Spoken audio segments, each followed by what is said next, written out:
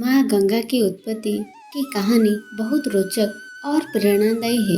ये बात उस समय की है जब श्री हरि विष्णु ने देव माता अदिति के पुत्र के रूप में अपना वामन अवतार लिया था। उस समय धरती और स्वर्गलोक के अधिपति दैत्यराज बलि थे। वो अपने गुरु शुक्राचार्य के बताए मार्ग पर चलते हुए निरंतर चलने वाले यज्ञ करवाते थे और गरीबों एवं ब्राह्मणों को दान देते थे।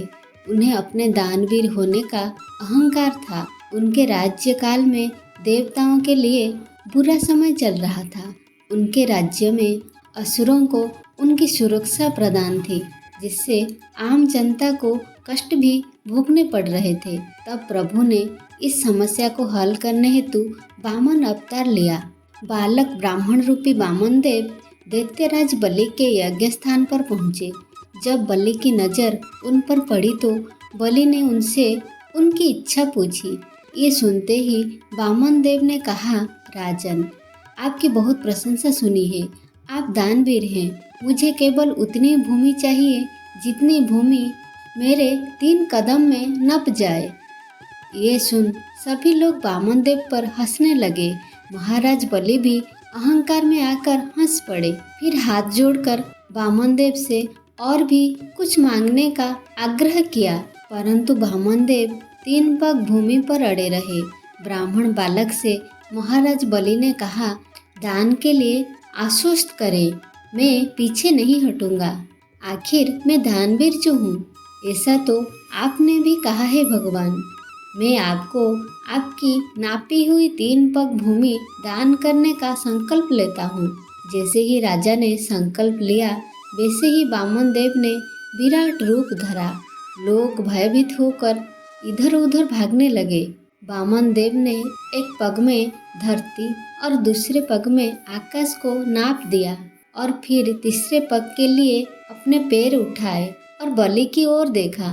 तभी बलि ने हाथ जोड़कर अपने घुटनों पर बैठकर कहा, हे प्रभु, तीसरे पग में आप मुझे नाप लें और मुझ पर भी स्वामित्व स्थापित कर लें।